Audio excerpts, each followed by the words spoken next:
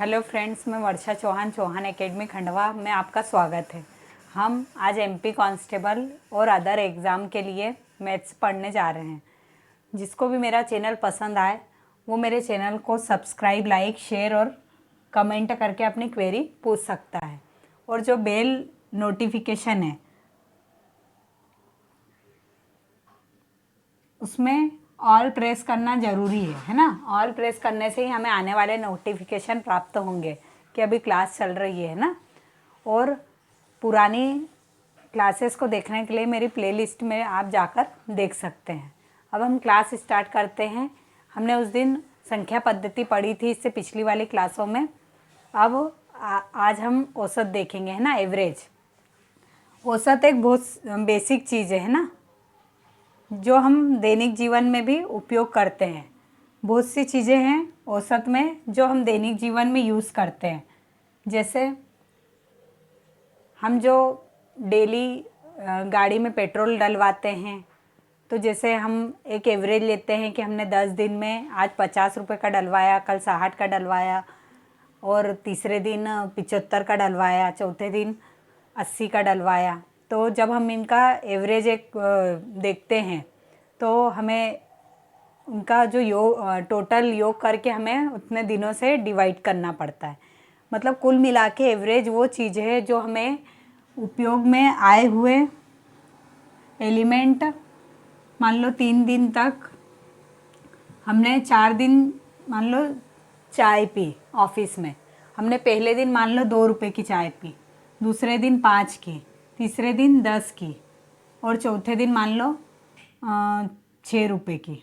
तो हमें यदि इनका एवरेज निकालना है, जैसे यदि हमें 2, 5, 6, 8, हमने पहले दिन 2 रुपये की चाय पी, दूसरे दिन 5 की, तीसरे दिन 6 की, चौथे दिन 8 रुपये की, और 5वें दिन हमने नहीं पी। तो हमें 5 दिन का यदि एवरेज निकालना है तो हमें 5 से इसमें डिवाइड करना पड़ेगा, ताकि हमें ऐसा पता चल जाए कि हमने डेली इतने की चाय पी, है ना।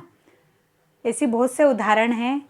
जैसे हम दैनिक जीवन में जो कार्य करते हैं, ऐसे बहुत से कार्य हैं जिनका औसत हम निकाल सकते हैं।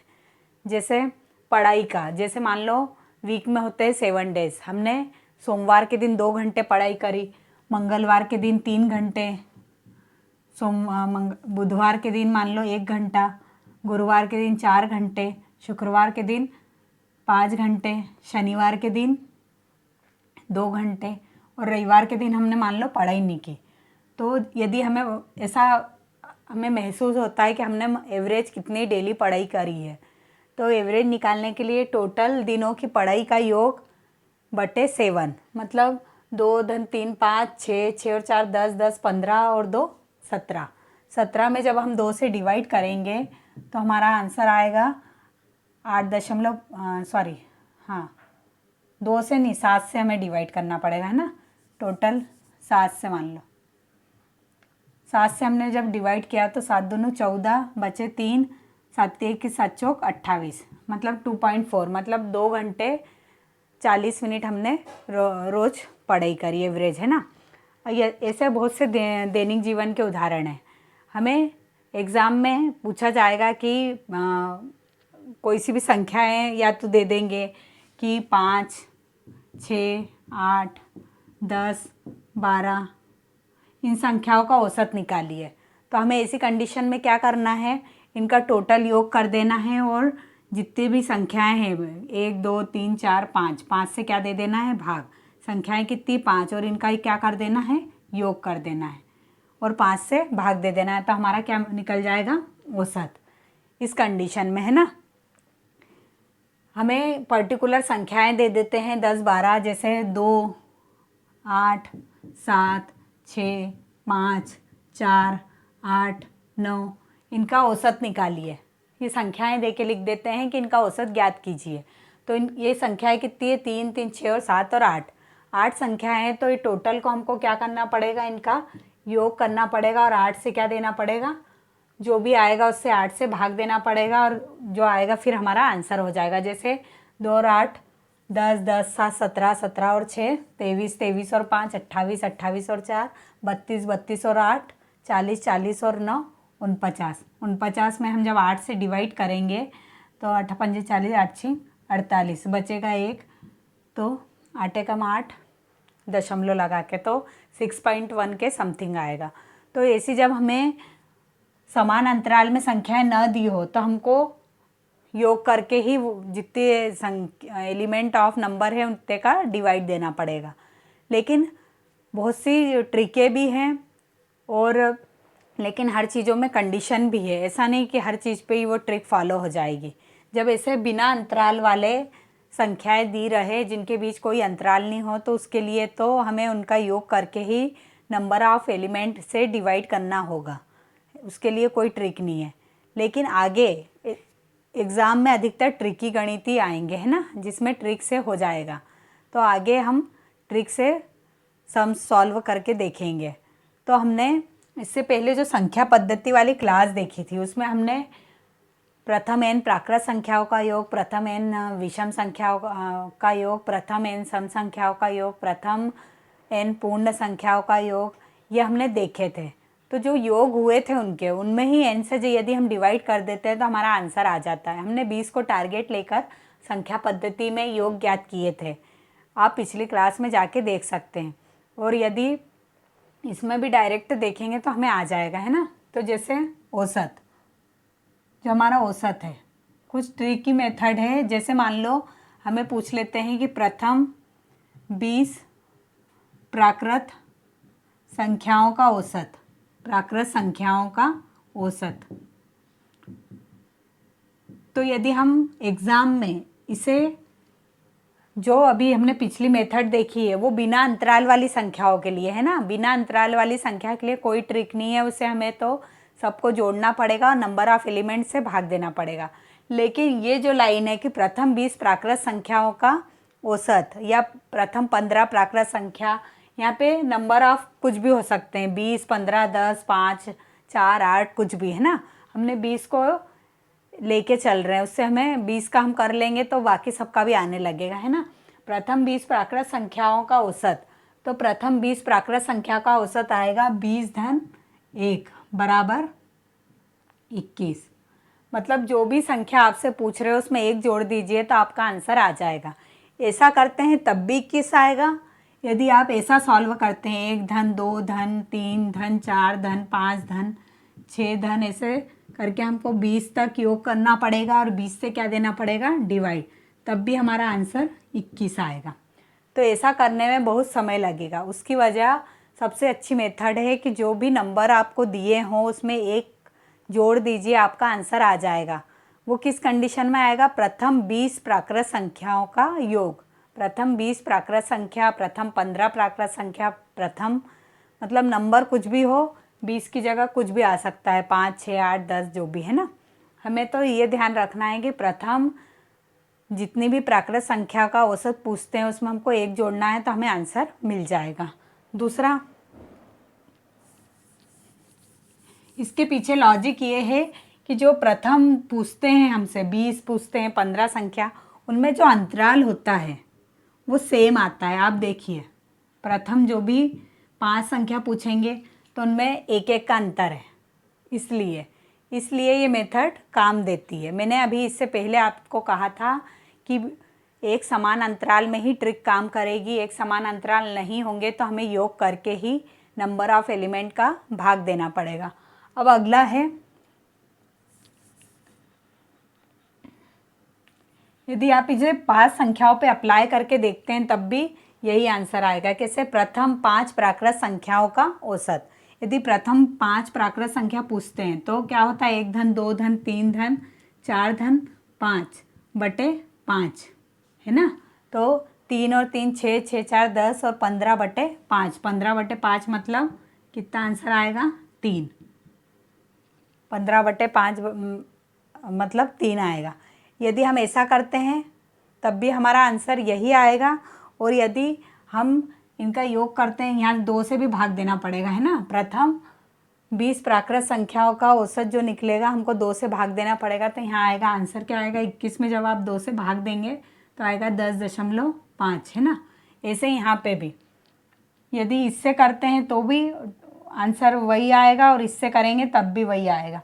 अभी ये वाली ट्रिक से करते हैं तो यहाँ हो जाएगा 5-1/2 मतलब 6/2, तो आंसर क्या आ जाएगा 3। मतलब कुल मिला के प्रथम जितनी भी प्राकृत संख्या पूछते हैं उसमें हमको 1 ऐड कर देना है और 2 से डिवाइड दे देना है ना।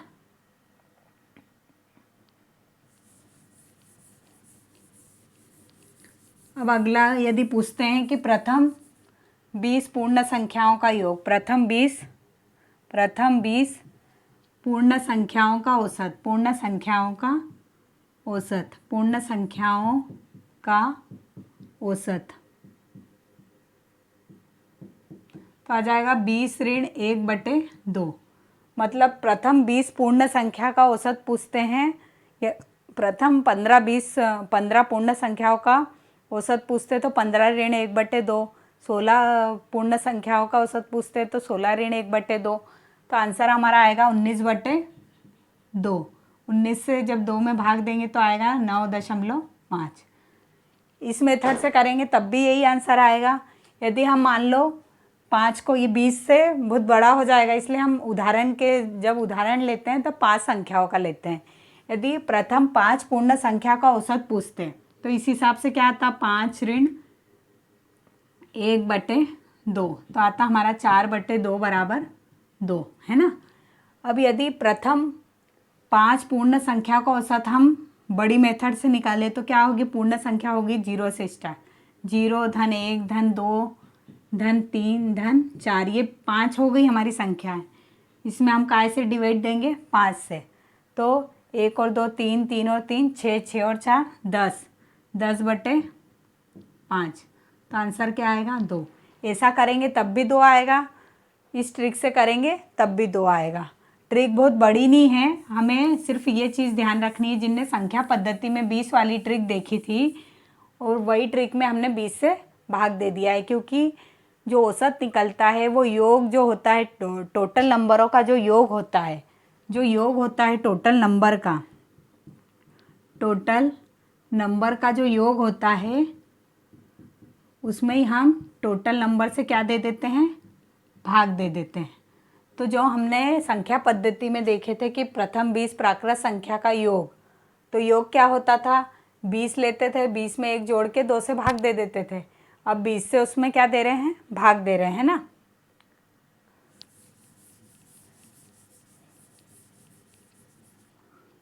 कुल मिला के ये भी एक फॉर्मूले ही है। यहाँ जैसे फार्मूला लग रहा है n धन 1/2, यहाँ लग रहा है n ऋण 1/2, है ना।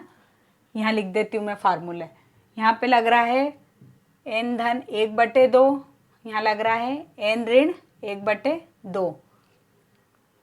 अब अगला है कि प्रथम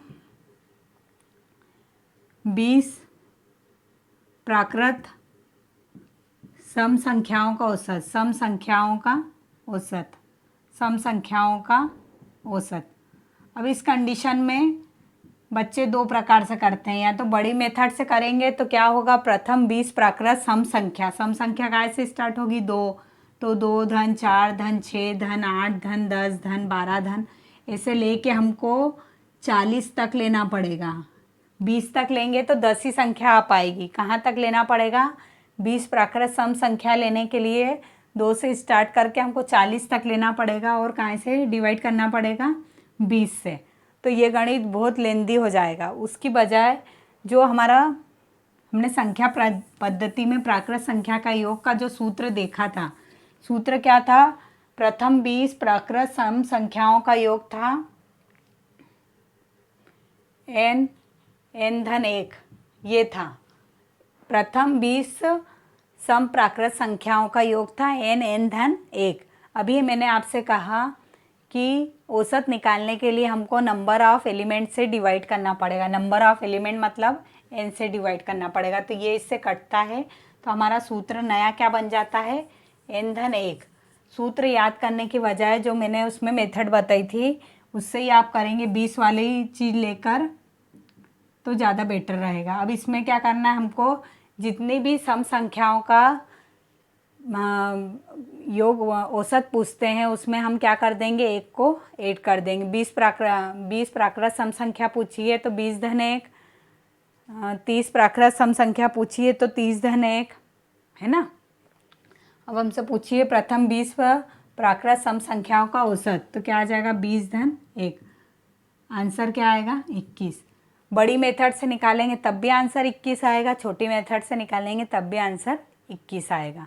अब यदि पूछते हैं कि प्रथम 20 प्राकृत विषम संख्याओं का औसत, विषम संख्याओं का औसत, विषम संख्याओं का औसत,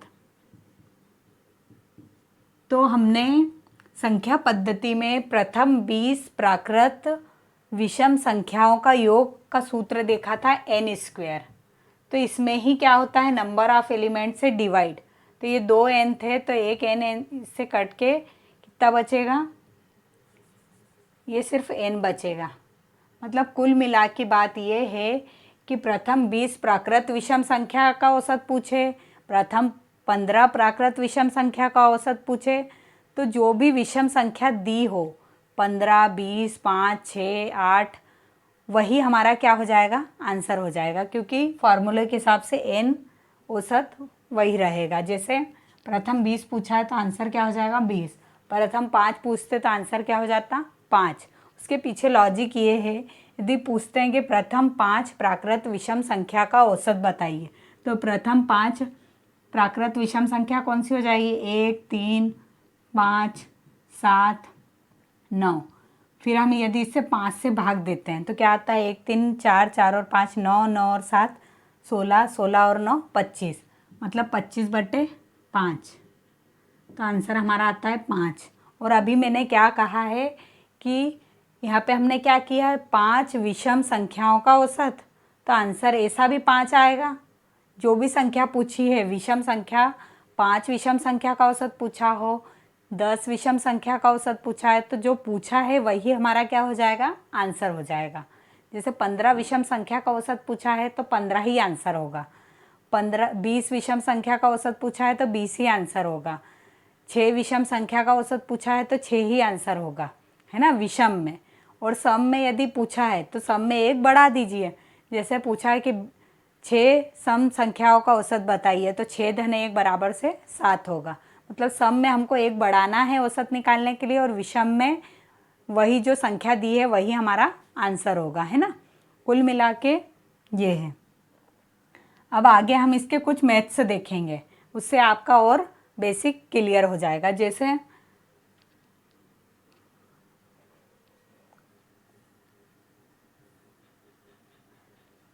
अब जिसमें अंतराल है उसमें ट्रिक काम करेगी, और जिसमें अंतराल समान नहीं है उसमें ट्रिक काम नहीं करेगी। जैसे प्रथम 10 प्राकृत संख्या का औसत क्या होगा, तो प्रथम 10 प्राकृत संख्या का, अभी हमने 20 का देखा था, तो 20 का क्या था, 20 धन 1/2। तो ऐसे ही 10 के लिए भी क्या कर लेंगे, 10 के लिए क्या कर लेंगे, 10 धन 1/2, तो हमारा क्या हो जाएगा 11/2। तो आंसर आ जाएगा 5.5। तो जो ये वाला आंसर है ये क्या हो जाएगा सही। ऐसे करते हैं तब भी यही आंसर आएगा। और यदि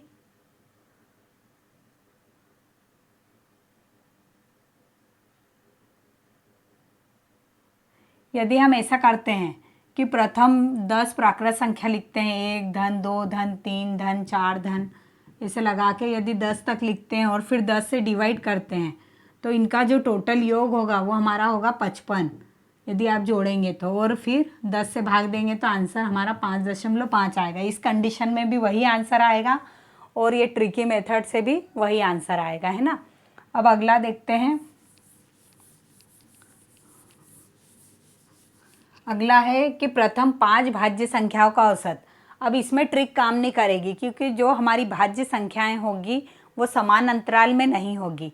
भाज्य संख्या स्टार्ट कैसे होगी, भाज्य संख्या वे संख्या होती है जिसमें या तो स्वयं का भाग भी चला जाता है, 1 से भाग भी चला जाता है, और इसके अलावा और किसी से भी भाग चला जाता है। वो संख्या क्या होती है, भाज्य संख्या। हमने इससे पहले संख्या पद्धति में देखा है। या जिसके 2 से अधिक अपवर्तक होते हैं, अपवर्तक मीन्स कि उसमें 2 से अधिक संख्याओं से भाग चला जाता है, वे संख्याएं क्या कहलाती है, भाज्य संख्या है। तो हमारी एक जो है वो ना तो भाज्य है ना अभाज्य है, 2 हमारा क्या आएगा, अभाज्य में आता है। उसके पीछे कारण ये है कि 2 में 1 से भाग जाता है और स्वयं से जाता है। 3 भी अभाज्य आता है। तो हमारा पहला अभाज्य क्या हो गया, 5 में से 5 जो अभाज्य उनने कहे हैं 4, फिर 5 अभाज्य है तो 4, 6, 7 भी अभाज्य है, 8, 9 और 10। 9 अब भाज्य है ना, क्योंकि 9 में 3 से भी भाग जाता है, 9 से भी जाता है और 1 से भी जाता है। और इसमें हम 5 से डिवाइड दे देंगे तो 4 और 6 10, 10 और 8 18, 18 और 9, 18 और 9 कितना हो जाएगा, 27, 27 और 10 37, 37.5। तो हमारा आंसर क्या आएगा, 7.5, 7 दशमलव नहीं, 5 7 35, बचेगा 2, 5 चौक 20। हमारा आंसर क्या आएगा, 7.4। क्या आएगा, 7.4। हमारा आंसर आ जाएगा 7.4। अब आगे और हम ऐसे, इसमें हमने ट्रिक क्यों नहीं लगाई, क्योंकि जो भाज्य संख्या उनमें समान अंतराल नहीं है। देखो यहाँ 2 का अंतर है, यहाँ भी 2 का अंतर है, लेकिन यहाँ पे कितने का अंतर आ गया, 1 का। तो जो ट्रिकी मेथड है वो समान अंतराल वाले औसत में काम करेगी, है ना। अब अगला देखेंगे,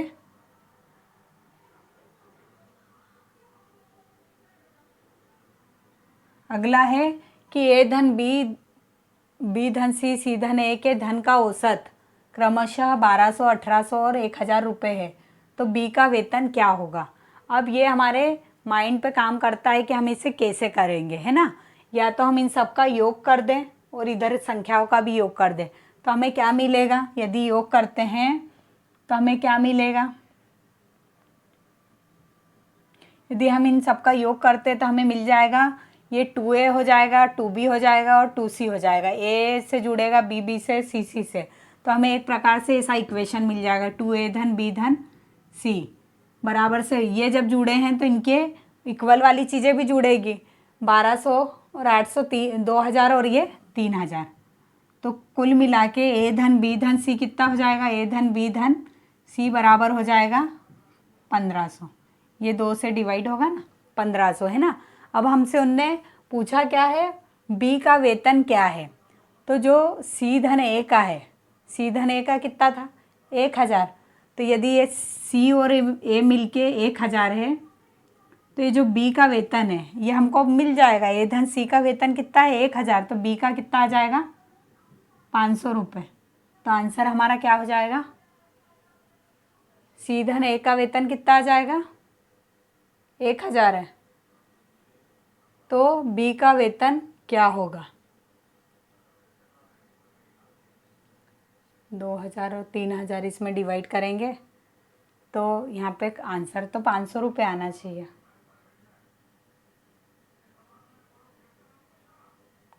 सी धन ए का वेतन 1000 है, तो आंसर 500 रुपये है ना। आंसर क्या आएगा, 500 आएगा। अगला देखिए, और इसमें आप कभी कुछ करेगी, आपको समझ में आया तो आप बता दीजिएगा, है ना। 1 से 50 तक की विषम संख्याओं का औसत क्या होगा। मेरे हिसाब से तो 500 ही आएगा, है ना। 1 से 50 तक की विषम संख्याओं का औसत क्या होगा, 1 से 50 तक की विषम संख्याओं का औसत क्या होगा। अभी हमने देखा कि प्रथम 25 विषम संख्याओं का औसत क्या था, 25। प्रथम 40 विषम संख्याओं का औसत क्या था, 40, ट्रिक के हिसाब से, है ना। अब यहाँ पे उन्होंने दिया है कि 1 से 50 तक की विषम संख्याओं का औसत। तो जो 1 से 50 तक की हमारी विषम संख्या रहेगी तो वो 1 2 2 नहीं आएगी, है ना, 1 2 3 4 ये सब हटती जाएगी, है ना। तो जब आप ऐसे 50 तक कंटिन्यू देखते हैं, 1 से 50 तक, तो हमारे पास विषम संख्याएं तो हमें कितनी मिलती है, 25 ही मिलती है, क्योंकि उसमें से सम क्या हो जाएगी, हट जाएगी। जैसे 1 मिलेगा, 3 मिलेगा, कुल मिला के योग किसका होगा, 1 3 5 और 7, तो 25 आएगी।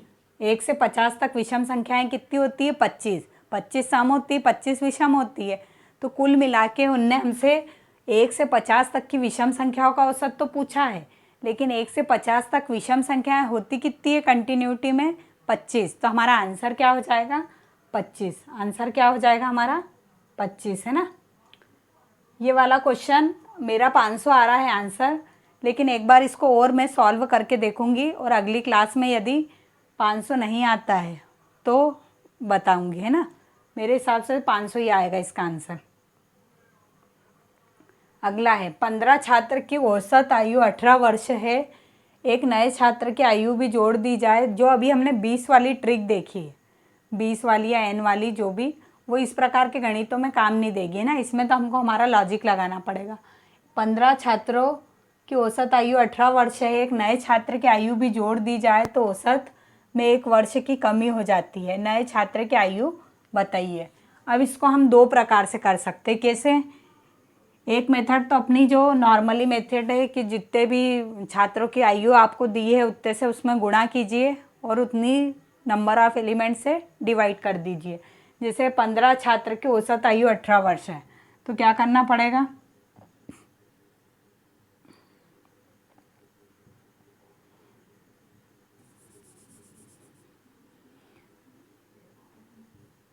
पंद्रह गुणित 18। 15 छात्र की औसत आयु 18 वर्ष है, तो एक नए छात्र की आयु भी जोड़ दी जाए तो औसत में 1 वर्ष की कमी हो जाती है। तो 15 और 18 का हम जो गुणा करेंगे क्या आएगा? 15 अठे 120 है ना। तो 0 बचा 12, 15 एकम 15 और 12। अब उनने बोला है कि एक नए छात्र की आयु भी जोड़ दी जाए तो औसत में 1 वर्ष की कमी हो जाती है। मतलब एक छात्र की और यदि जोड़ते हैं तो कितनी संख्या हो जाएगी? 16 होगी, और एक की क्या हो रही है? कमी। मतलब 16 वर्ष की इसमें क्या करना है हमको? 270 में क्या करना है? कमी करना है। और जो भी आएगा उसमें फिर 16 से डिवाइड करेंगे और फिर जो आएगा वो हमारा आंसर होगा। इसकी बजाय इतना गणित करने का हमारे पास समय नहीं रहेगा। इसकी वजह सबसे अच्छा मेथड ये है कि उसको हम अपने ऊपर लेके देखें। वो जो भी आयु दी है वो हम अपने ऊपर लेके देखें और एक दूसरे में उसको आयु की संख्या, मतलब जो उम्र है उसके वर्षों को एक दूसरे में डाल दें, उससे जल्दी गणित हो जाएगा। कैसे? जैसे उनने हमें दिया है, मान लो हमारी क्लास है, उसमें 15 छात्रों की औसत आयु 18 वर्ष है। जो 15 छात्र हैं हमारे, वो सब कितने वर्ष के हैं? 18 वर्ष के। हमारा पहला छात्र है, दूसरा छात्र है, ऐसे लगा के हमारे पास 15 छात्र हैं ना। ये छात्र ऊपर वाले, ये क्या है? छात्र। ये अभी हम समझने के लिए कर रहे हैं। जहाँ आपको समझ में आने लगेगा आप डायरेक्ट भी कर पाओगे, है ना। 15 छात्र हैं, उनके हमको औसत आयु उनने दे दी है 18 वर्ष। मतलब सबकी 18 वर्ष औसत आयु हमने मान ली। अब उनने दिया है कि एक नए छात्र की आयु भी जोड़ दी जाए तो औसत में 1 वर्ष की कमी हो जाती है। यदि हम एक छात्र और जोड़ देते हैं, एक छात्र मतलब हमारा ये जो छात्र है वो 16वां छात्र और यदि जुड़ता है तो सब में 1 वर्ष की कमी हो जाती है। तो नए छात्र की हमको आयु बताना है। नए छात्र की क्या बताना है? आयु। मतलब कुल मिला के इस छात्र की आयु भी 18 वर्ष तो होगी किसी भी हालत में।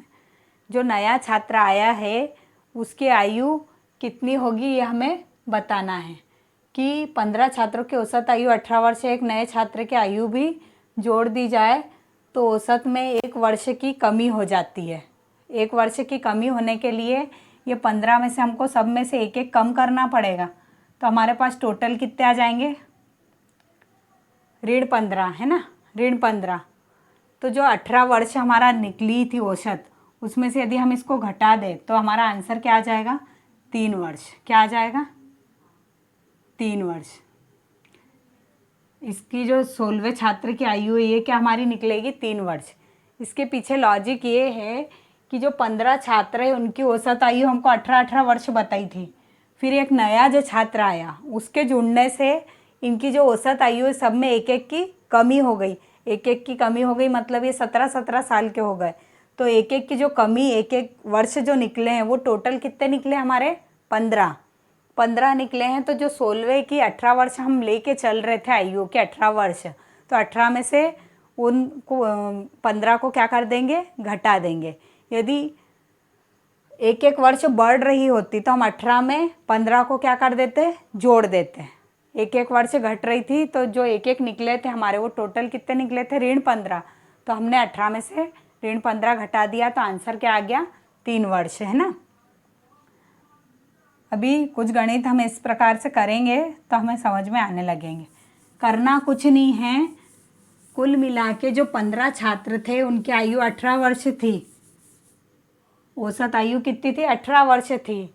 और एक नए के आने से औसत आयु में एक एक की कमी आ गई। तो जो एक एक की कमी आई है ना, जो एक एक वर्ष की कमी आई है वो कितनी हो गई, टोटल 15 छात्रों में से हर एक की एक एक वर्ष कम हुई तो कितनी हो गई, ऋण 15। अब जो 16वां छात्र जुड़ा उसकी आयु भी 18 वर्ष हमने मान के चले, क्योंकि औसत तो 18 था। तो 18 में से 15 जब माइनस करेंगे हम तो 3 वर्ष आएगा। तो हमारा जो 16वां छात्र है उसकी आयु कितनी आएगी, 3 वर्ष। अब अगला है, किसी वर्ग के 30 छात्रों का औसत 18 वर्ष है, यदि उनमें शिक्षक की उम्र भी शामिल कर ली जाए तो औसत उम्र 19 वर्ष हो जाती है। तो शिक्षक की उम्र क्या होगी। अब इसमें भी सेम पैटर्न अपनाएंगे। जो हमारे 30 छात्र हैं, जो हमारे 30 छात्र हैं, ये जो छात्र हैं पहला दूसरा तीसरा ऐसे करके हमारे पास 30 छात्र हैं, इनकी जो औसत उम्र है वो कितनी है, 18 वर्ष, है ना। हमने मान के इनने जो दिया है उस हिसाब से कितनी है, 18 वर्ष। यदि उनमें एक शिक्षक की उम्र भी शामिल कर ली जाए तो औसत उम्र 19 वर्ष हो जाती है। यदि एक शिक्षक को हम यदि शामिल कर रहे हैं इसमें तो इनकी औसत उम्र कितनी हो रही है, 19 वर्ष। तो जो शिक्षक है उसकी उम्र, तो जो इनका औसत है वही हम शिक्षक का भी औसत लेंगे, सबसे पहले तो मानेंगे जैसे पिछले गणित में माना था। और इनकी आयु में एक एक वर्ष की 19 वर्ष हो रही है, मतलब इनकी आयु में एक एक वर्ष की वृद्धि होगी। तो इसे टोटल कितने हैं हमारे पास, 30 है।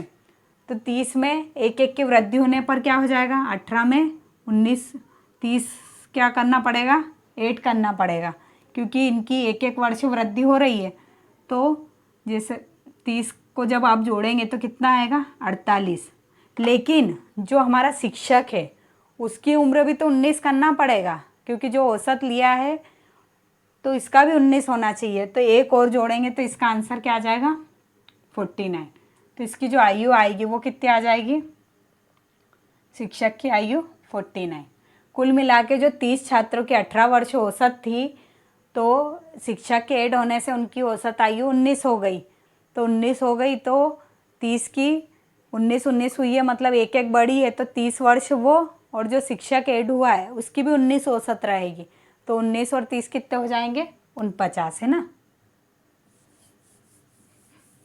इस आयु वाले गणित हमको इस मेथड से जल्दी सॉल्व होंगे। और यदि हम गुणा करते हैं कि 30 में 18 का गुणा करें फिर नया शामिल हो उसको घटाएं तो उसमें हमें बहुत समय लग जाएगा, हो तो जाएगा लेकिन टाइम बहुत अधिक लगेगा, है ना।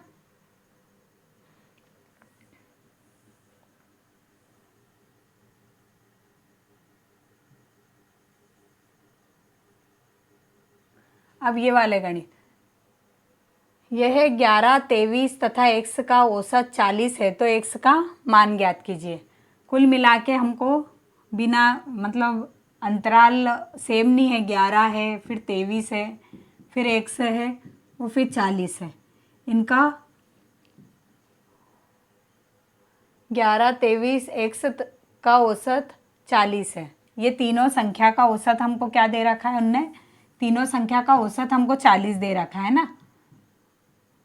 औसत मतलब ये 3 संख्या है तो कहाँ से भाग देंगे, 3 से। तो ये तीनों संख्या का औसत हमें 40 दे रखा है तो हमको x का क्या निकालना है, मान। तो क्या होगा, 11 और 23, 11 और 23 क्या हो जाएगा, 34 धन x, और ये 3 का गुणा इधर त्रियक होगा तो क्या हो जाएगा 120। तो x बराबर से 120 ऋण 34। तो हमारा आंसर क्या आ जाएगा, 6, 11 में से 3 गई, आंसर क्या आ जाएगा हमारा 86। एक मेथड ये भी है, या फिर आप करना चाहे तो ऐसा भी कर सकते कि 11, 23 और x ये तीनों संख्या का हमको औसत 40 दे रखा है तो 3 संख्या का औसत 40 दे रखा है, 3 संख्या का औसत यदि हमको 40 दे रखा है तो टोटल कितना हो जाएगा 120। अब 120 में से हमको एक संख्या 11 दे रखी है, एक 23 दे रखी है, तो इनको क्या कर दो, इसमें से माइनस कर दो, तो क्या आ जाएगा 120, 11 और 23 कितने हो जाएंगे 34। तो ऐसा करना चाहे डायरेक्ट तो ऐसा भी आंसर क्या आ जाएगा 86, ऐसे भी हो जाएगा, है ना। ऐसा करना चाहे तो ऐसा, और इस पैटर्न से करें तो इस पैटर्न से, हमारा आंसर आएगा 46, है ना। अब अगला देखिए, ये वाला थोड़ा सा समझना पड़ेगा, है ना। इसमें सोम मंगल बुध का औसत दिया है 25 डिग्री, मंगल बुध बृहस्पति का दिया है 42 डिग्री। यदि बृहस्पति का तापमान 22 डिग्री है तो सोमवार का तापमान क्या होगा। तो सोम मंगल बुध, इसमें हम पहले बड़ी मेथड से करके देखते हैं, फिर उसका एक शॉर्ट ट्रिक देखेंगे ना। सोम मंगल बुध 3 दिन का हमको, सोम मंगल और बुध का 3 दिन का उनने औसत कितना दिया है 25। मतलब औसत दिया है, मतलब हमको 3 दिन का दिया है, तो 25 में काय का गुणा हो जाएगा 3 का, तो आंसर क्या आ जाएगा 75। मतलब तीनों दिन का टोटल तापमान कितना है 75, है ना। मंगल बुध और बृहस्पति, मंगल बुध और बृहस्पति, इसका हमको औसत तापमान दिया है 42 डिग्री, है ना। तो 42 डिग्री 3 दिन का, तो टोटल कितना आ जाएगा 126। 42 में 3 का गुणा करोगे तो 126। मतलब 3 दिन का जो औसत दिया था वो 25 डिग्री था, तो टोटल कितना आ जाएगा 75 डिग्री। और 3 दिन का जो दिया था वो 42 डिग्री दिया था औसत, तो टोटल कितना आ जाएगा 126।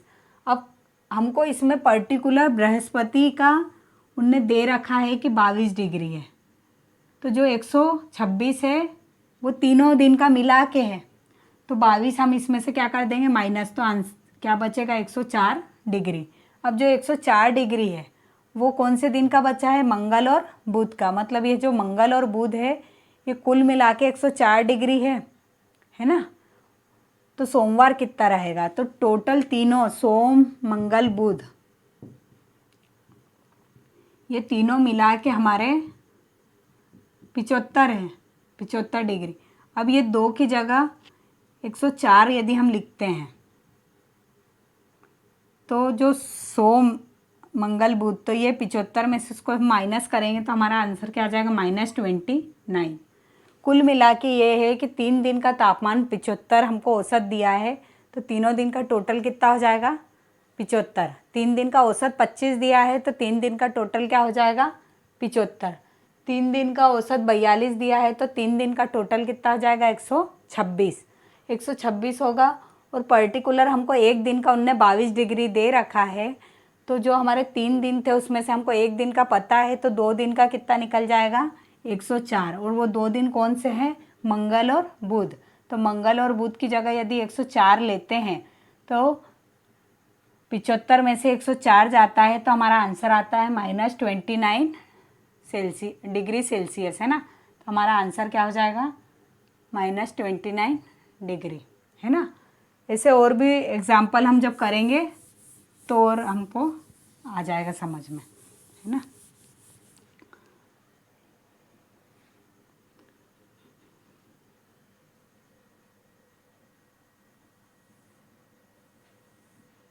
अब ये है 24 के सभी अपवर्तक का औसत क्या होगा। अपवर्त्य मतलब जो संख्या है उसका टेबल, जैसे 2 के अपवर्त्य, अपवर्त्य मीन्स हो जाएगा अपवर्त्य। अपवर्त्य मीन्स होता है जो संख्या दिया है हमको हमारा उसका टेबल, जैसे 2 4, 2 के अपवर्त्य क्या हो जाएंगे 2 4 6 8, एक प्रकार से उसका टेबल। और अपवर्तक मीन्स होता है जो संख्या हमको दी है उसमें किसका किसका भाग जाता है, जैसे 24 दिया है तो 24 के अपवर्तक क्या होंगे, 24 के जो अपवर्तक है 24 के अपवर्तक क्या होंगे। सबसे पहले तो 1 2 3 4, 5 से नहीं जाता 6, 7 से भी नहीं जाएगा 8 8 9 से भी नहीं जाएगा, 10 से भी नहीं, 11 से भी नहीं, 12, 13, 14, 15, 16, 17 किसी से नहीं जाएगा। अब किससे जाएगा? सीधा 24 से, है ना। तो ये उसके क्या हो गए? अपवर्तक। इसका हमको क्या निकालना है? औसत। तो हमें कितने अपवर्तक मिले? 1, 2। अब इनमें सेम अंतराल नहीं है, इसलिए हमें ट्रिकी मेथड नहीं अपना सकते। इनको टोटल को क्या करना पड़ेगा? जोड़ के कितनी संख्या है? 1, 2, 3, 4, 5, 6, 7, 8। 8 से क्या देना पड़ेगा? डिवाइड। सबको जोड़ के 8 से क्या देना पड़ेगा? डिवाइड। क्या होगा? 1 और 2 3, 3 और 3 6, 6 और 4 10, 10 और 6 16, 16 और 8 16 और 8 हो जाएगा 24, 24 और 12 36, 36 और 24 36 और 24 हो जाएगा 60। 60 में जब हम 8 से डिवाइड करेंगे तो क्या आएगा? 8 6 48 8 8 54, है ना। 8 7 54, बचा 6, 6 बचेगा तो 8 7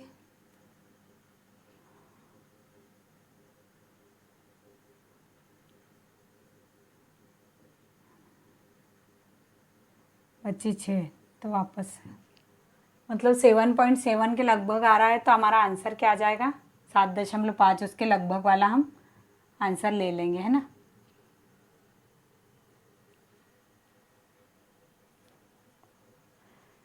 इस प्रकार से मतलब जिसमें ट्रिकी समान अंतराल रहेंगे उसमें ट्रिकी मेथड काम करेगी, बाकी दूसरे में हमको इस प्रकार से हल करना पड़ेगा, है ना। अगला है 12 से 40 तक की सभी सम संख्याओं का औसत क्या होगा? 12 से 40 तक की सभी सम संख्याओं का औसत क्या होगा, ये बताना है हमको, है ना। 12 से 40 तक सभी सम संख्याओं का औसत क्या होगा? अब इस प्रकार के जब भी गणित दिए रहे कि एक अंतराल दे दे कि तुमको 13 से 45 तक की सम संख्याओं का औसत, 12 से 25 तक की सम संख्याओं का औसत, तो हमें कुछ नहीं करना है, दोनों संख्या को जोड़ना है और 2 से भाग दे देना है। ये गणित सबसे सरल है। जब भी 12 से 40 तक की सम संख्या का औसत पूछा है तो 12 धन 40/2, तो हमारा आंसर आ जाएगा 52/2। तो आंसर आ जाएगा हमारा 26, है ना। इसके अलावा और मान लो और भी देते हैं कि बोल देते कि 14 से 60 तक की सभी सम संख्याओं का औसत। तो 14 से 60 तक की सभी सम संख्याओं का औसत, तो 14 और 60 को जोड़ देते हैं 74/2। तो आंसर आ जाता 3 और ये 7, आंसर हमारा आ जाता 37। हमको सम में भी यही पैटर्न अपनाना है और विषम में भी इस प्रकार के गणित में, है ना। दो संख्या का जब अंतराल दें और उनमें पूछे कि सम संख्याओं का औसत बताओ इनके बीच, तो दोनों संख्या को जोड़ देना है और 2 से भाग दे देना है ना।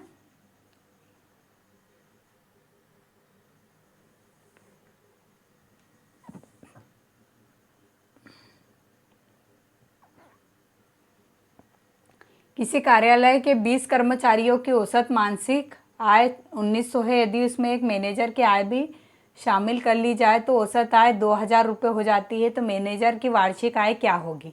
अभी जो मैं आपको बताती हूँ यहाँ पे मेथड करके, वो जब आप करने लगेंगे प्रैक्टिस में आ जाएगा तो आप डायरेक्ट क्वेश्चन में ही सॉल्व कर लेंगे।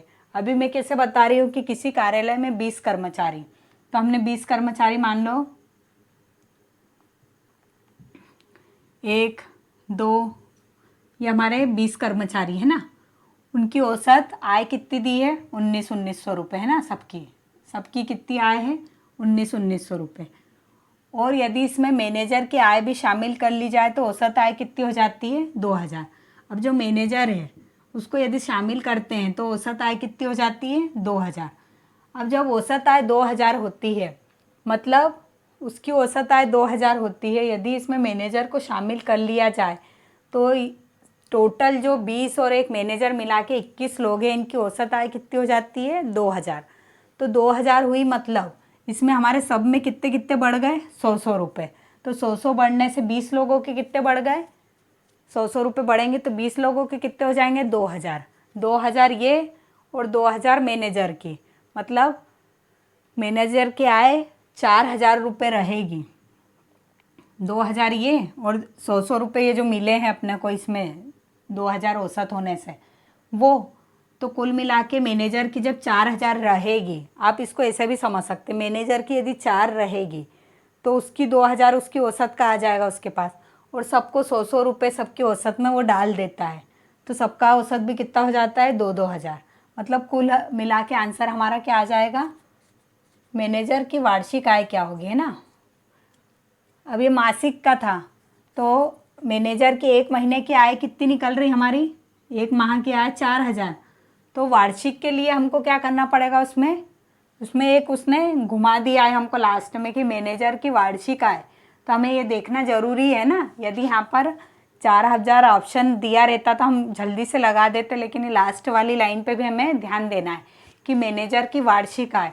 तो ये जो सब दिया था डिस्क्रिप्शन, ये सब मासिक आय का दिया था, तो हमको वार्षिक आय निकालने के लिए 4,000 में काय का गुणा करना पड़ेगा, वार्षिक में 12 महीने का होता है 1 वर्ष, तो 12 का गुणा करना पड़ेगा, तो हमारा आंसर क्या आ जाएगा, 48,000। तो हमारा आंसर ये जो 48 वाला रहेगा, ये क्या है, सही। कुल मिला के जो भी हमको औसत दिया रहे 10 लोगों का, 5 लोगों का, उसमें यदि पीछे कोई सा नया व्यक्ति जुड़ता है और उसके जुड़ने से सबका औसत बढ़ता है, तो उतनी संख्या हमको बढ़ा के पीछे वाले व्यक्ति में जोड़ देना है, और यदि औसत घटता है तो उतनी संख्या हमको 20 लोग हैं तो 20 में से घटा के पीछे वाले व्यक्ति की, जो नया व्यक्ति जुड़ा है उसमें से घटा देना है ना। तो हमारा आंसर क्या आ जाएगा, 48,000।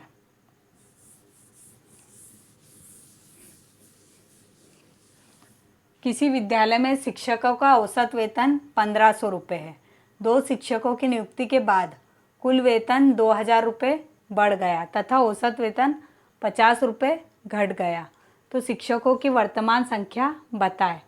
किसी विद्यालय में शिक्षकों का औसत वेतन कितना है, औसत वेतन कितना दिया है, औसत वेतन हमारा दिया है 1,500। अभी हमको ये नहीं दिए हैं कि शिक्षक कितने हैं, हमको औसत वेतन 1,500। 2 शिक्षकों की नियुक्ति के बाद कुल वेतन कितना हो जाता है, कुल वेतन 2,000 रुपये बढ़ गया तथा औसत वेतन 50 रुपये घट गया, तो शिक्षकों की वर्तमान संख्या बताना है। ये थोड़ा सा मतलब पीछे इसको ले लेंगे, है ना, क्योंकि अभी थोड़े से इजी पहले देखते हैं, क्योंकि एकदम से इतना टफ देखेंगे तो फिर आगे भी समझ में नहीं आएगा ना। थोड़े से इजी वाले पहले देख लेते हैं, फिर ये वाले गणित को हम 12वें गणित को बाद में ले लेंगे, है ना।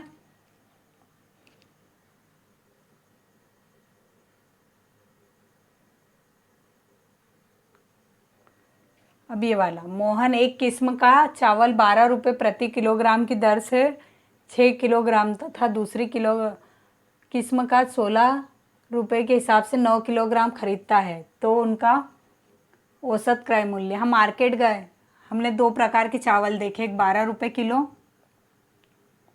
वैसे अब आते नहीं हैं इसमें, हमने 2 प्रकार के, एक 12 रुपये किलो देखे और एक 16 रुपये किलो देखे। हमने 12 रुपये किलो लिए चावल 6 किलो, और 16 रुपये वाले जो चावल लिए वो 9 किलो। तो हमको उसका औसत क्रय मूल्य क्या होगा, हमको क्रय मूल्य मतलब पैसों का औसत बताना है कुल मिला के। तो जो 6 किलो चावल 12 के हिसाब से लिए और 9 किलो चावल 16 के हिसाब से लिए, तो 9 और 6 क्या हो गया, टोटल हमने चावल कितने किलो लिए, 15। तो 15 से क्या होगा, इसमें भाग होगा, है ना। टोटल चावल हमने कितने लिए हैं, 15 किलो, तो 15 से क्या होगा, भाग, और क्रय मूल्य कितना हो जाएगा, 12 पंजे 60, 12 छिंग 72, और 16 नमे 144, है ना।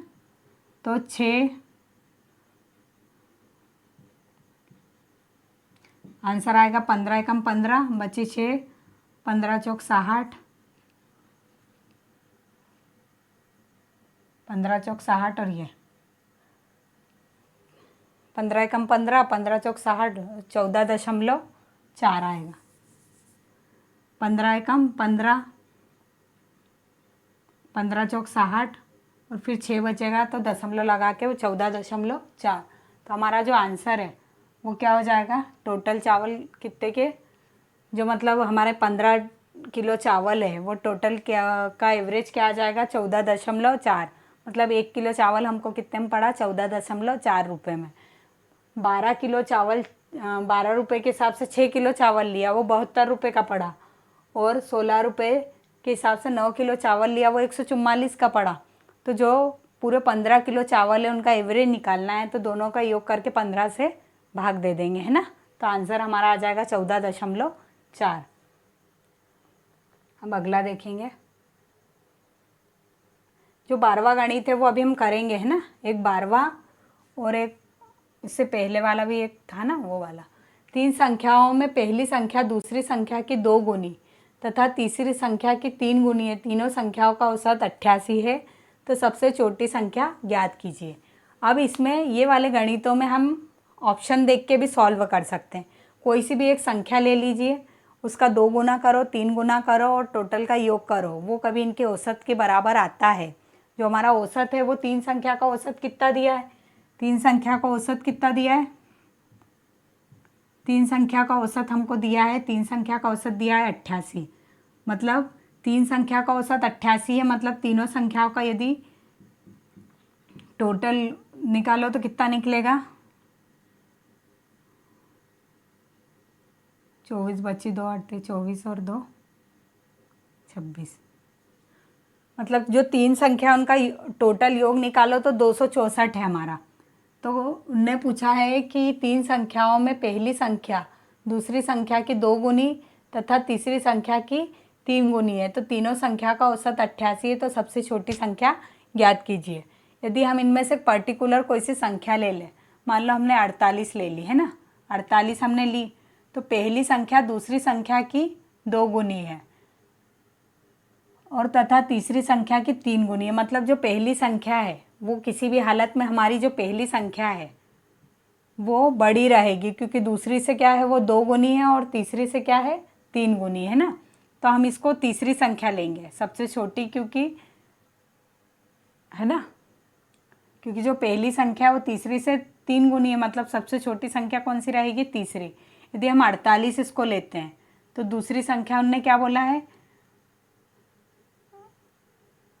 पहली संख्या तीसरी से 3 गुनी है, तो 3 गुनी मतलब 24 और 120 है, कितना हो गया 144। 144 हुआ और 48 इससे 2 गुनी बताया उनने, तो 2 गुनी के लिए दूसरी की 2 गुनी। तो यदि हम इनको जोड़ते हैं तो क्या आता है, 8 4 12 9 और 1 192। तो 192 यदि इसमें से घटाते हैं तो क्या बचता है, 64 और 8 6 और ये 72। मतलब ये संख्या क्या आ जाएगी हमारी, 72। कुल मिला के ऑब्जेक्टिव से हमको जो संख्या चाहिए थी कि तीसरी की 3 गुनी, तीसरी की 3 गुनी है, ये 3 गुनी है और दूसरी की 2 गुनी है। इस मेथड से भी कर सकते हैं या फिर हमको सिंपल मेथड से करना हो तो सिंपल से भी, कि 3 संख्या का औसत, तो पहली संख्या धन दूसरी संख्या धन तीसरी संख्या का औसत 88 है। तो औसत कहाँ से मिला है, इनमें 3 का भाग देने से।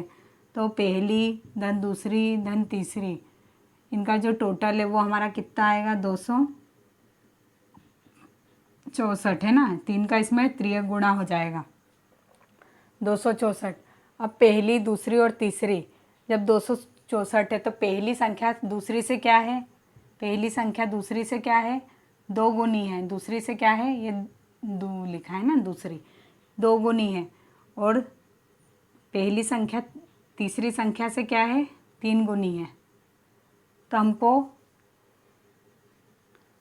ये निकालना पड़ेगा। तो कुल मिला के ऑप्शन से जल्दी सॉल्व हो जाएगा। आप तो ऑप्शन लेके करिए कि एक कोई सा भी ऑप्शन ले लिया, उसका 2 गुना किया और 3 गुना किया, उससे जल्दी सॉल्व हो जाएगा, है ना। इसमें बहुत समय लग जाएगा, है ना। 5 के प्रथम 4 गुणजों का औसत, 4 गुणज मतलब उसके अपवर्त, मतलब पहाड़ा जो रहता है, कि 5 के प्रथम 4 गुणज 5 10 15 और 20। 5 के प्रथम 4 गुणजों का औसत, तो 4 से भाग दे देंगे, 5 और 10 15 15 और 15 30 और 20 50 में 4 से जब भाग देंगे तो क्या आएगा, 4 एकम 4, बचा एक, 4 दूनी 8 और 4 पंजे 20, 12.5, 12.5 हमारा क्या हो जाएगा, आंसर हो जाएगा। इस तरीके से भी कर सकते हैं, या फिर इसमें जब भी अंतराल सेम हो और 4 संख्या हो तो बीच की 2 संख्याएं ले लो, उनको आपस में जोड़ दो और 2 से भाग दे दो। 5 संख्याओं में क्या कर सकते हैं, समान अंतराल में 2 इधर की हटाई 2 इधर की हटाई और जो बीच की संख्या है वो हमारा क्या आ जाएगी, औसत। 5 में ऐसा कर सकते हैं, लेकिन 4 संख्या है तो 4 संख्या में 2 2 हटाएंगे तो बीच में कुछ बचेगा ही नहीं, तो 4 में हम ऐसा कर सकते हैं कि बीच के जो 2 है उनको ले लो और 2 से भाग दे दो, ये तरीका भी है। या फिर पूरे 5 के 4 गुणज लेके 4 से भाग दे देंगे तब भी आंसर आ जाएगा, है ना।